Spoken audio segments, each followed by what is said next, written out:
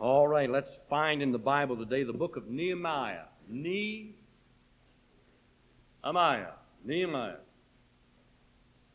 Now, many of you have newly been saved, and you don't know your Bible as you'd like to know it, but you're learning. All right, now you see my Bible? I have my finger in the book of Nehemiah.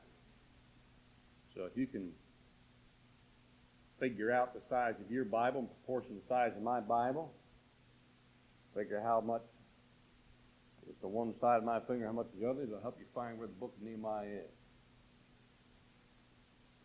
If you find the book of Psalms, turn toward the front. And you come to Job, Esther, and then Nehemiah. You got that? Right? What have I got, Mother? What did I say? Oh, okay. Job and then Nehemiah. All right? That's right. Nehemiah. And chapter 6. Nehemiah. Nehemiah.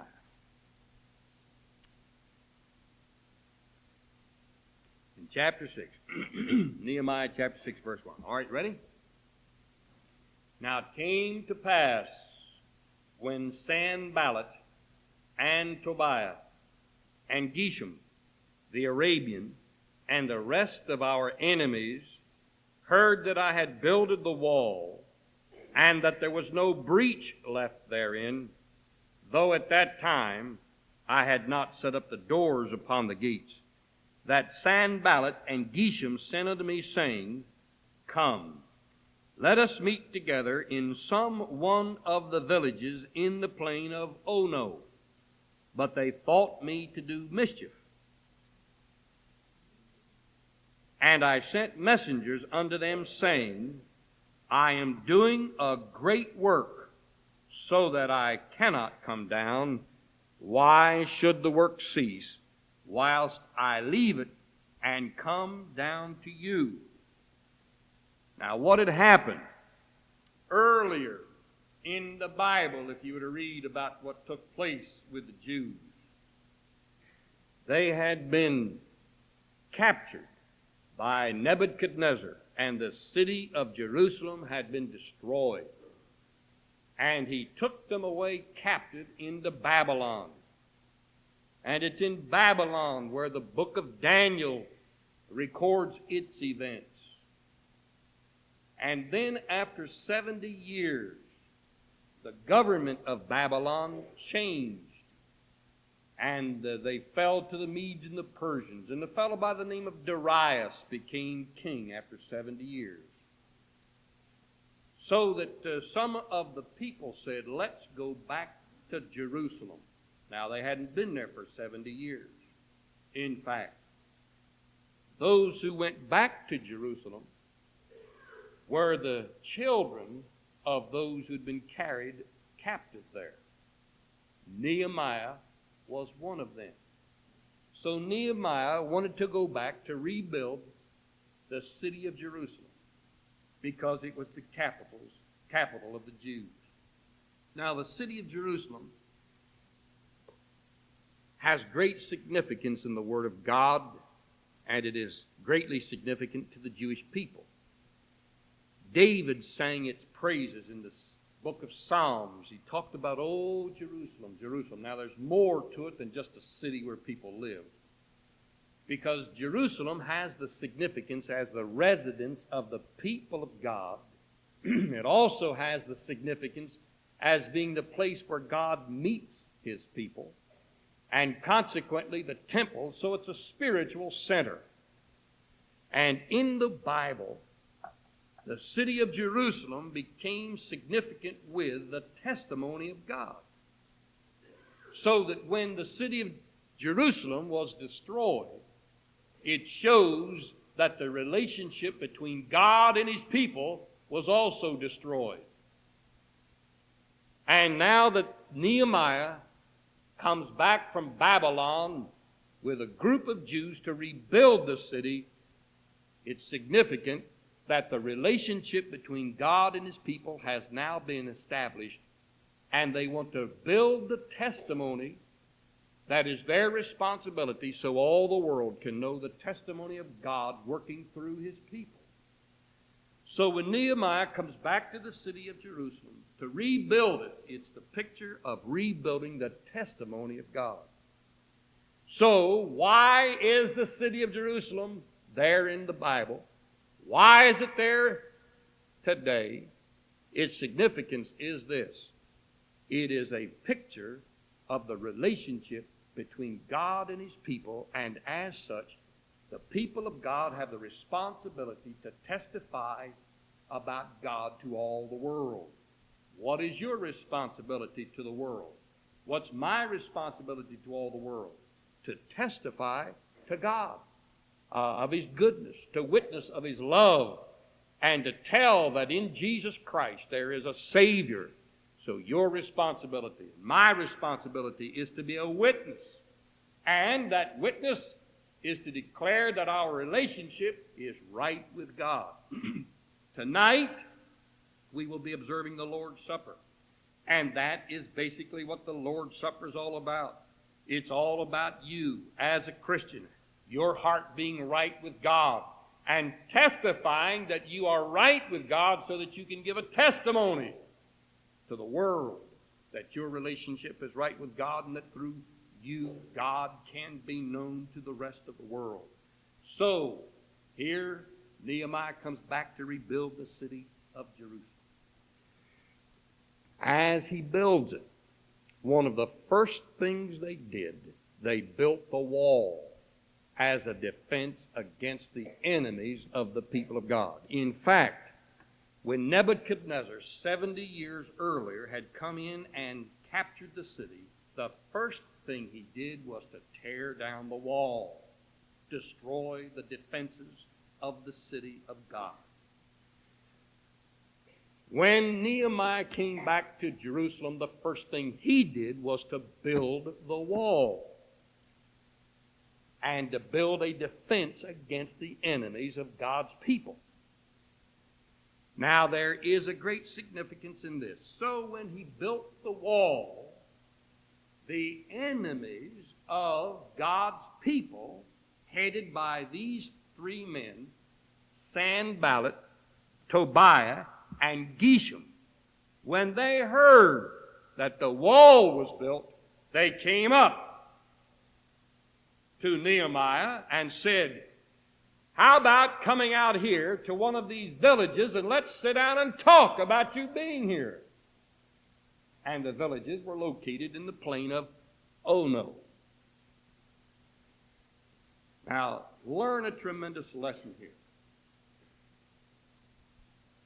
Nehemiah built a wall to defend him and his people against the enemies of God. When the enemies of God came up, they were faced with this wall.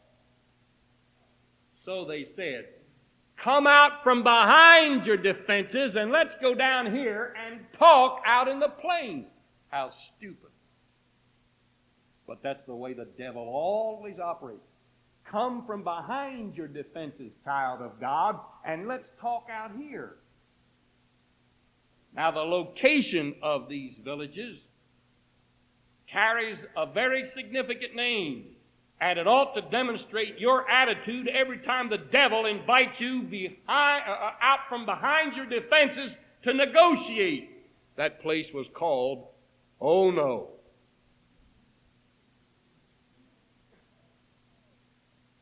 Oh no! You ought to remember the plain. And every time the devil says, "Come on, let's talk," oh no! Oh no. Now, what I want to talk to you about today, I want to talk to you about no holes in the wall. First of all, see this. Sanballat, Tobiah, and Geshem didn't pay much attention to these people. This ragtag band of people that came back from Babylon They paid no attention to them until they built some defenses. The devil will not pay any attention to you until you start building something and building it with permanency in mind. Now, the devil doesn't mind if you get saved. Oh, it upsets him, but it doesn't make, he's not so concerned because you get saved. But what does stir the devil up is when you get saved and you start building your defenses and give every evidence and indication to him that you are concerned that you have a permanent testimony.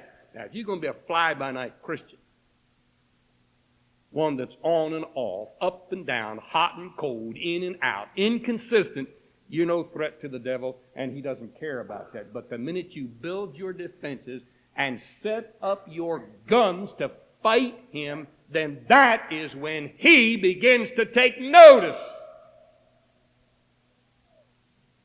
Tragedy of tragedies. Most people who name the name of Jesus Christ are no threat to the devil because they don't build anything.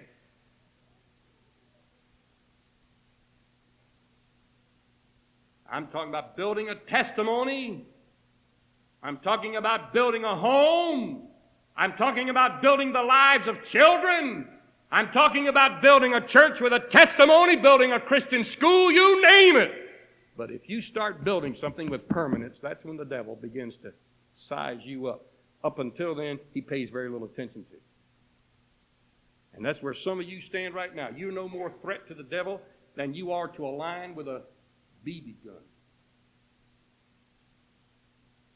Because the devil knows you don't mean business. The devil knows that you are not in the permanent business of establishing a strong testimony because you haven't made up your mind you're going to build anything. Now, another thing, when Nehemiah built this wall, he built it without any holes in it. He secured the city by building a wall with no holes in it. Now, too many people build walls, but they leave a little opening here and a little opening over there and a little opening over here. And they've got a wall that looks strong, but it's got a little hole. Well, we're not so dumb. All of us realize that an enemy can see the hole in the wall. If he doesn't see it immediately, he'll find it because he'll keep probing around till he sees it. But Nehemiah built a wall with no holes in it. Now, there are breaches in the walls that only certain things can seal. My friend, you listen to me, please. I hope you'll pay attention for the next few minutes. If you are interested in defending yourself against the world, the flesh, the devil, if you are interested in having any kind of a permanent building, you want to have a good, strong family.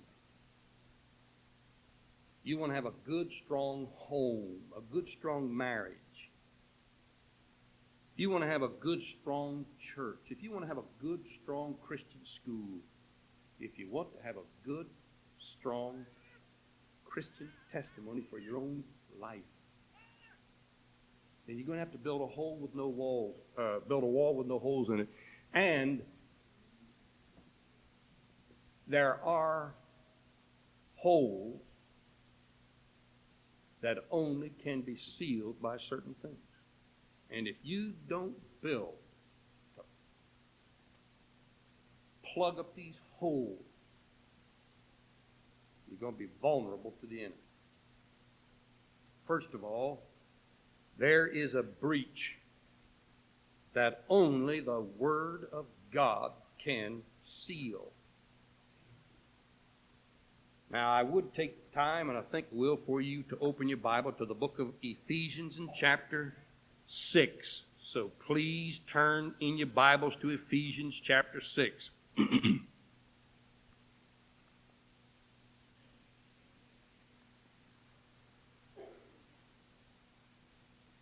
Ephesians chapter 6 and verse 17. But before we read verse 17, take a look at verse 10. Ephesians 6:10. Finally, my brethren, be strong in the Lord and in the power of His might. Put on the whole armor of God, that ye may be able to stand against the wiles of the devil. The word wiles there means methods.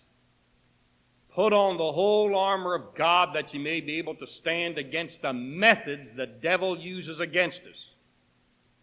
Then in the following verses, the Apostle Paul goes on to tell about the various kinds of weapons that we are to employ in our fight against the devil. In verse 17, and take the helmet of salvation and the sword of the Spirit, which is the Word of God. The sword of the Spirit, which is the Word of God. If you're going to build any kind of a permanent defense, you have to use the Word of God. If you don't saturate your life with the Bible, there will be holes in your wall. And the reason why I lay such great emphasis to this is because God have mercy. There are dozens of you sitting here who haven't opened your Bible since the last time you were here in church. You wonder why your life is so filled with holes. It's because you don't plug up those holes with the eternal Word of God. Take unto you the whole armor of God. And he lists those pieces of armor. He talks about the helmet of salvation, the breastplate of righteousness, the loins girt about with truth, having the feet shod with the preparation of the gospel of peace. And all of those are defensive pieces of armor. The only weapon used in offense is the sword, even the shield of faith. But the sword of the Spirit is the offensive weapon. Everything else mentioned is defensive. Now open your Bibles to the book of Deuteronomy. Go back to the Old Testament. Deuteronomy chapter 6. Genesis, Exodus, Leviticus, Numbers, and Deuteronomy. It's the 5th book of the Bible. Deuteronomy chapter 6.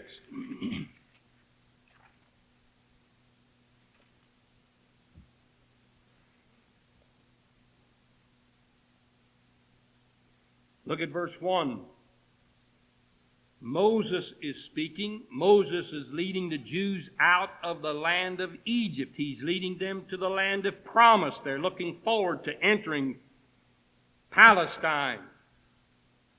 They've been slaves for 430 years, and now they're looking forward to freedom in their own land.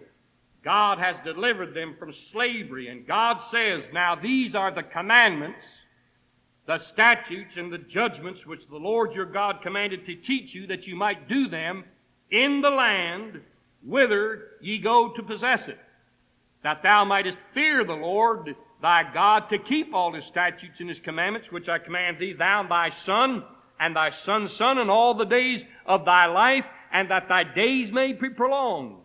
Hear therefore, O Israel, and observe to do it, that it may be well with thee, and that ye may increase mightily, as the Lord God of thy fathers hath promised thee, in the land that floweth with milk and honey. Hear, O Israel, the Lord our God is one Lord, and thou shalt love the Lord thy God with all thy heart, and with all thy soul, and with all thy might.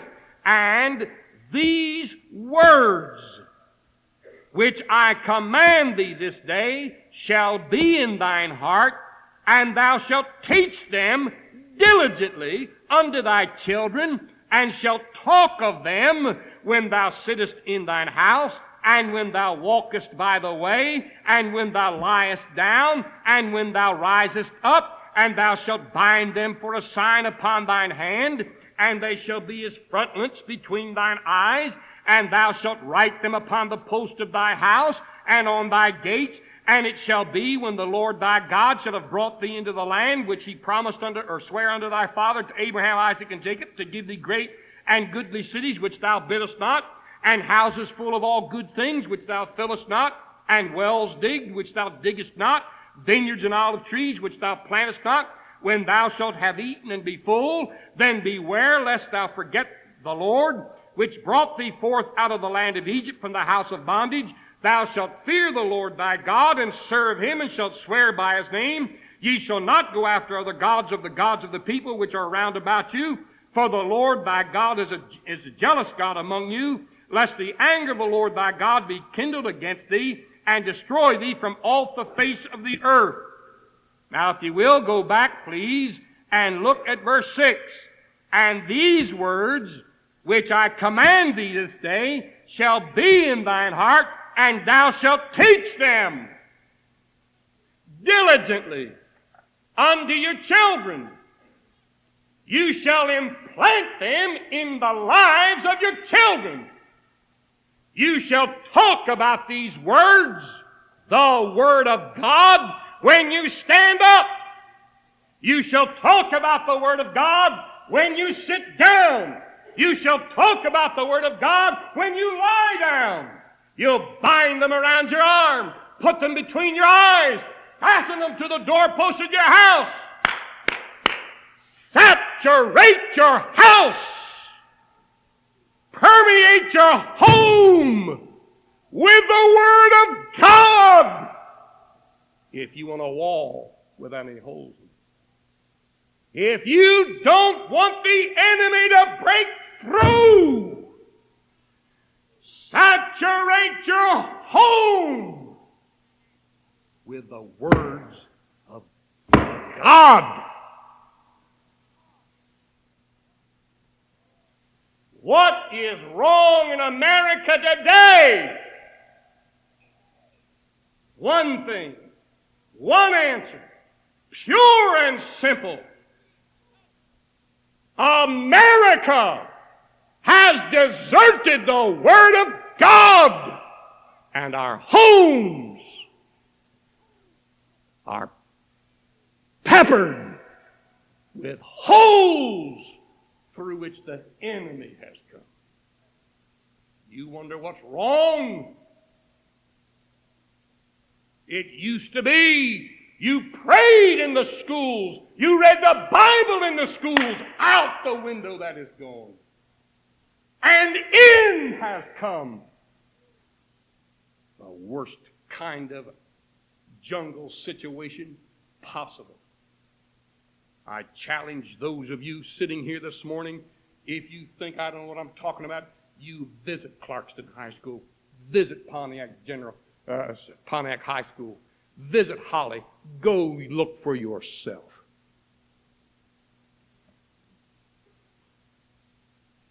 Go into the average home of America, wife going one way, husband going another way, children in the home with 3 or 4, 5 or 6 last names. Rock and roll the music, damning, swearing, blaspheming, the vocabulary of the average conversation, everybody wrapped up in every other kind of a thing, and America's going to hell because we have not saturated our homes with the Word of God. Now, if you will, look at what God guarantees. God said, if you will teach these words to your children. By the way, let me say something to you. Do you know what our argument is against the state of Michigan and the United States government through the office of the Department of Education about having a Christian school as compared to a government school. Do you know what our argument is? Our argument is this: God gave the responsibility of educating children to parents, not to the government. The government looks upon your children as being theirs, and you as parents don't have enough sense to teach them. In fact, much of present-day, modern-day education says that a child raised in a Christian environment is sick. And more public schools are being referred to as clinics, and teachers are being referred to as clinicians, because they've got to brainwash these children, got to get that junk out of the head so that the state can properly and adequately train them. God says, parents, teach these things to your children. And God, all the way through the Bible, lays down the principle that the education of children is vested with the parents, not the state. That's our argument. But I want you to look at the guarantees that God gives to the saturation of His Word in the home and in everybody's life. If you will, please, look in verse 10. And it shall be, when the Lord thy God shall have brought thee into the land which He promised or sware unto thy fathers to give thee great and goodly cities which thou buildest not. And it shall be. The Word of God is good for the future. It shall be when you get to where you're going. There will be goodly cities there. There is permanency in the Word of God. It's good for yesterday, it's good for today, and it's good for tomorrow. If you will, please look at verse 11. And houses full of all good things which thou fillst not, wells which thou hast not digged, vineyards and olive trees which you didn't plant, when thou shalt eat and be filled. The Word of God is a good guard against prosperity. Humanity cannot stand too much prosperity. When everything goes well and our stomachs are full and our backs are clothed and roofs over a house and we've got 2 or 3 automobiles and a deep freeze full of food and wall-to-wall carpeting and plenty of time off and plenty of money in our pocket, we can't stand too much of that. America has proven that. We go to hell with prosperity. There's something about humanity. Humanity has to have the seat of its britches hanging out before it learns it has to depend upon God. But the Bible says that if you will saturate your homes with the Word of God, you'll have a safeguard against the dangers and the damaging effect of prosperity. And what has happened? We've ignored the Word of God in our families, and our children have come to us, so we've reached in our pocket, given them the car keys, and $50 and told them to go have fun. And they've had fun. And the frustrating problem that America's young people have had for the last several years is no one has told them about the Word of God. They don't know what the limits are. So they go out and they wonder, have I gone too far? They're just waiting for somebody to tell them what is expected of them. And the Word of God tells them what is expected of them.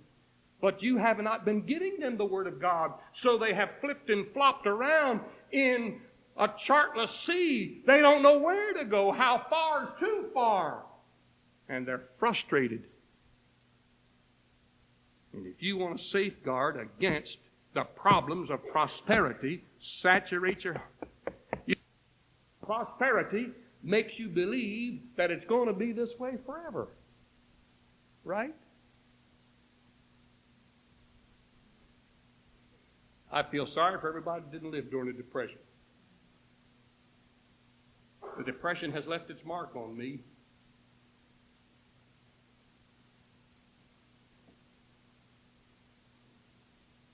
Prosperity says, boy, it's here forever. And now look at us. Who would have believed? Why? It was this time last year when you just began to notice that things were not as good. But right now, some of you are thinking, I may never be called back to work. Right? Who would have believed that this time last year? And America has ridden a soft boat down the road of prosperous obliviousness. Not aware why it's going to last forever. Now we're beginning to tremble and shake in our boots. Because I tell you what the Word of God does. The Word of God helps you to understand your values. The Word of God puts values where they really belong. And children today who've had, they're going to be jerked up to a sudden awakening one of these days when they're not going to be able to have. And you know what happens when you take candy away from a baby that's always had a lollipop stuck in his mouth? He goes into a tantrum. He becomes uncontrollable.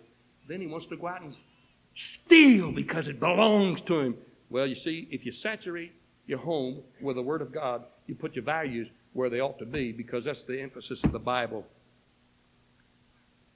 And under the influence of the Word of God, a person realizes that what good's a taffy anyway? There's something far more important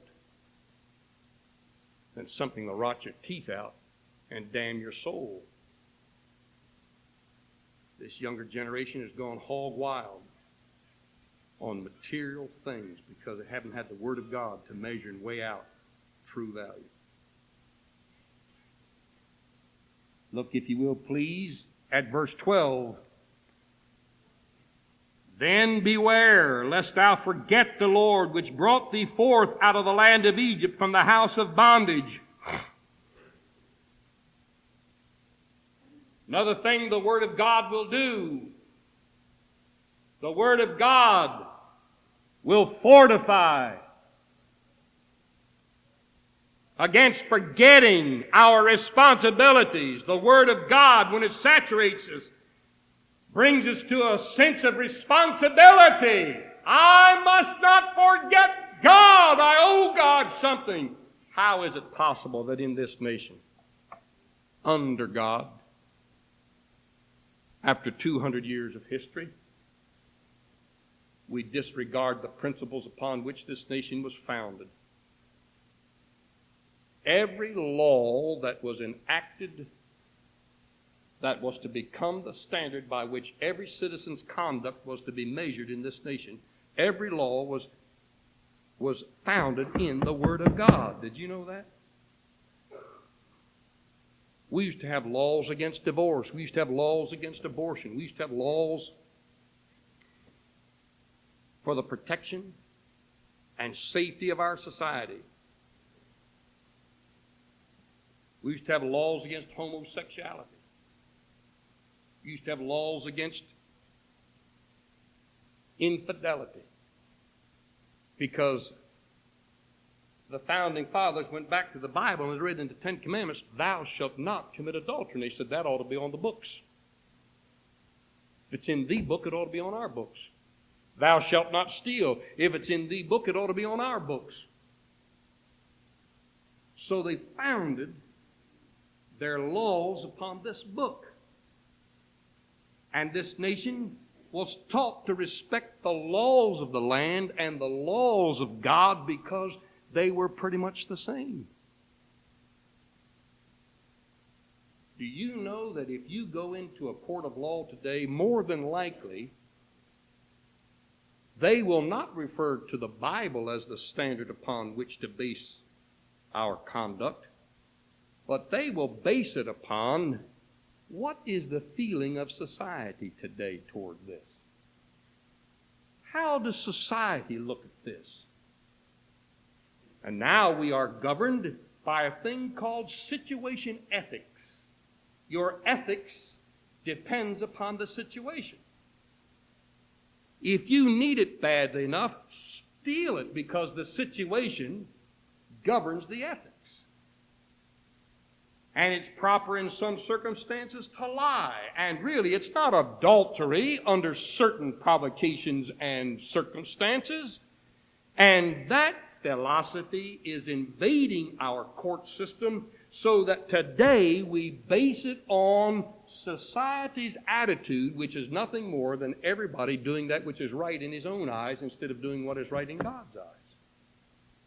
And the Bible, where it is saturated in the homes and exposed to the lives of children, children will grow up under the influence of the Word of God, and they will recognize their responsibilities to God.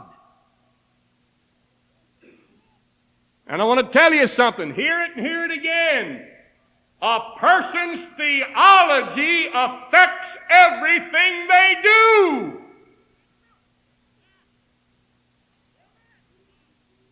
What you believe about God affects everything you do.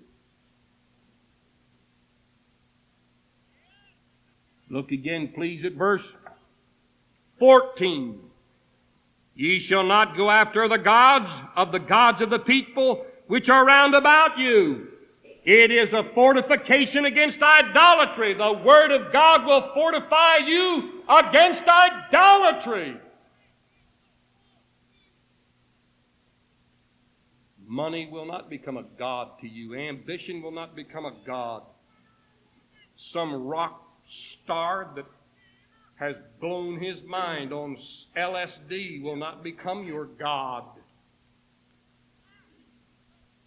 You'll know the true God, and you'll know the value in worshiping and serving the true God. It's the most disgraceful thing in all the world that hundreds of thousands of people lament the death of John Lennon.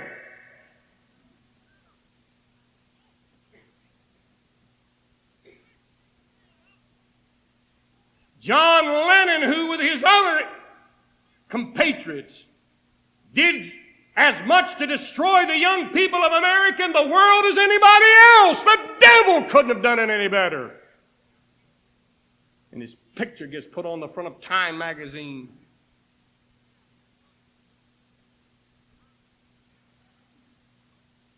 God have mercy. Young people clamoring after somebody like John Lennon. Why? Because they have not been saturated with the Word of God in their homes. A wall has been left with a hole in it.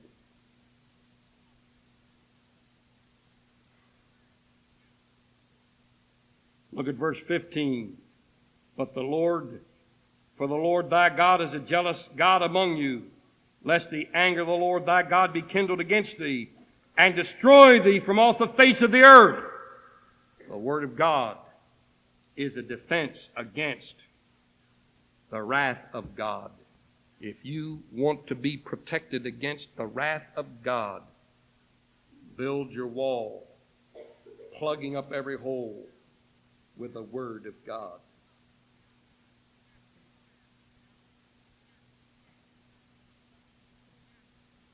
I wish I had the time to go on and talk to you this morning about plugging up those holes with consistency. Too many people are trying to build a wall, but they're not consistent, and the lack of consistency. You say one thing and do something else. You come to church, act one way, go home and act another way. You talk about God out of one side of your mouth and talk about other things out of the other side of your mouth.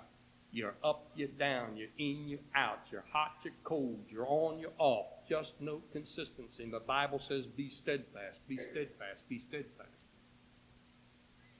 You make a stab at it and it doesn't work just right, and you run into problems and you backslide into where you were before, and people see your lives, especially your children, and they know you're not consistent.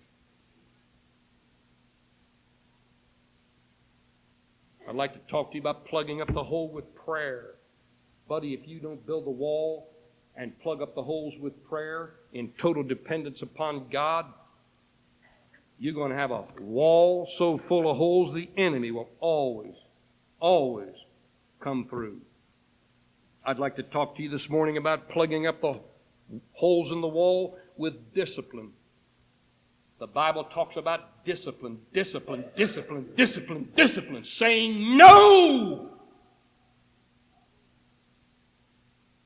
And then being able to say no to your children. You ain't going to kill them to hear you say no. Oh, golly, Ned, I tell you, I go bananas. I go out of my gourd when I see parents trying to reason with children. Now, baby comes. Mama doesn't. Don't you understand what that does to Mama? Why, you're embarrassing Mama. Now, people, some of you don't believe this, and that's what's wrong with your kids. The Bible says it's hard enough to get an adult to be reasonable. How in the world do you expect a child who's immature to be reasonable? Will you get this in your mind and hold it there for a long, long time? Foolishness is bound up in the heart of a child.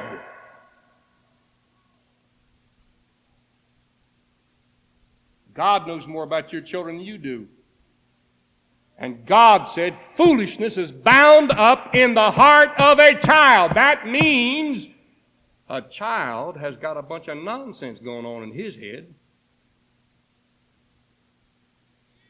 That doesn't mean that he necessarily is wicked and diabolical. It just means he hasn't matured yet. It just means he hasn't established his values yet. He wants some things that will hurt him. He doesn't know that. He doesn't understand that. All he has is an urge to want them. And Mother and Daddy, you're supposed to have enough brains to step in there and say, no! You can't have it. Don't try to reason with him. Beat the living fire out of him. Oh, do you really believe that? Yes. Because the Bible says foolishness is bound up in the heart of a child, but the rod of correction will drive it far from him. We talk so much about individual freedom today and civil liberties and personal rights. We're talking about kiddies' liberation and kitty lib and children having their rights. Thank God my mother lived before that nonsense came to town. Gee whiz.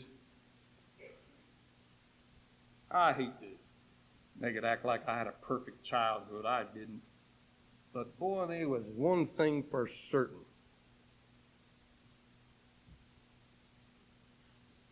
My mother didn't pay any more attention to what I thought than a baboon. She would say, this is what we're going to do. How soon?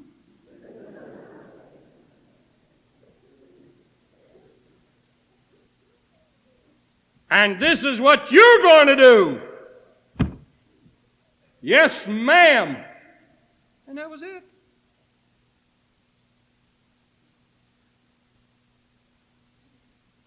Now we're going to have a family democratic discussion. Everyone can voice his opinion. Oh, brother. Parents, parents, parents, parents, parents, parents, parents. Stop giving in to your kids. They are winning.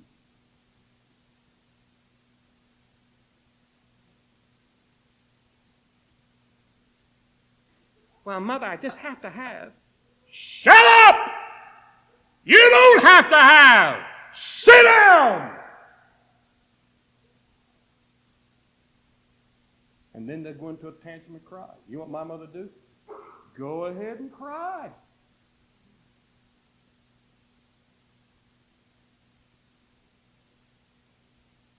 I'll tell you one thing. Don't ever stomp your feet. I ran from my mother once. You know what she said? Go ahead, but you'll have to come back. That made sense to me. And I stopped running because I could just imagine what it would be like the time I got back. I remember one time my mother saw a child swing at its mother.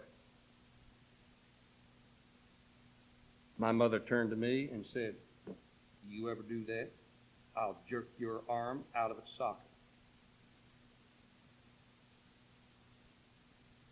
My mother talked tough.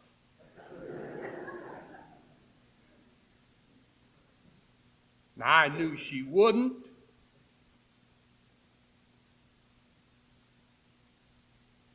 I tried to convince myself.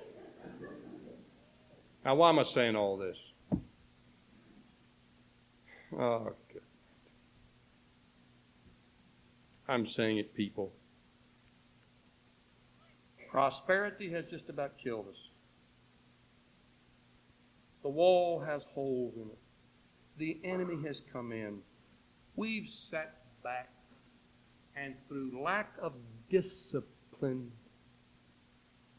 we've left a hole in the wall.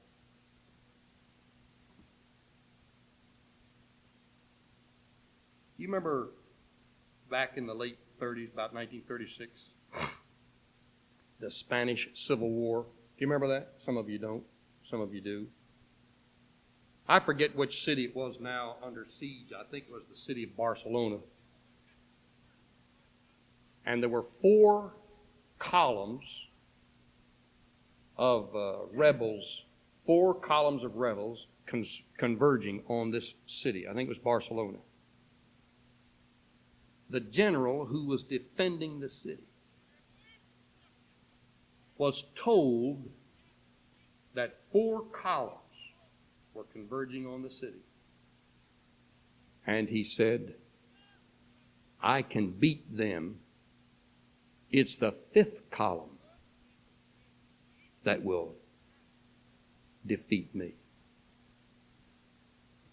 The 5th column were the infiltrators inside the city. And we used to use that expression all during World War II days. I don't hear it much anymore. But we used to refer to it as the 5th column. That's the enemy on the inside. If you don't plug up the holes in the wall, you're going to have a problem with the 5th column. That's the enemy that will get you.